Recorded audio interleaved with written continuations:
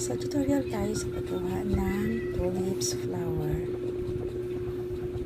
So, meron tayong 4 na petals. Yan. Then, pagtitikitin lang natin yung mga petals. But guys, paalala lang na sa pagdidikit ng mga petals is huwag masyadong kapalan yung glue stick. Kasi meron tayong mga nabibiling glue stick na kapag natutuyo siya is white ang kinalalabasan niya. Pero meron naman tayong mga nabibiling glue stick na kahit matuyo siya is transparent pa rin siya.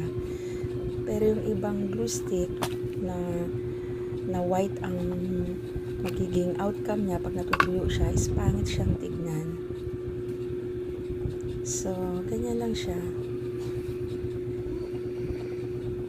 So, make sure na yung pagkakadikit is dikit na dikit.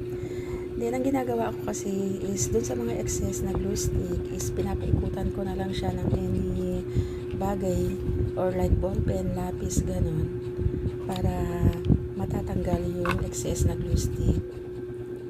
So, ganyan. Basta guys, sa pagdidikit ng flowers is siguraduhin lang natin na dikit siya para hindi siya maghihiwalay. Then, pagkatapos niyan is ayusin na lang natin. Yan.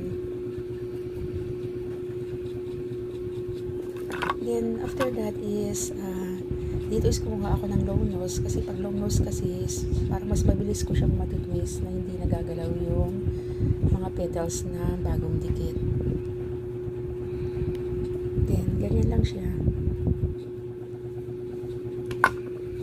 So, ayan na. Tulips na. So, ganyan lang kasimple gumawa ng tulips, guys. So, nasa inyo naman yan kung gusto nyo nang gayahin. Kasi ito ay sa papanood ko lang din sa mga videos.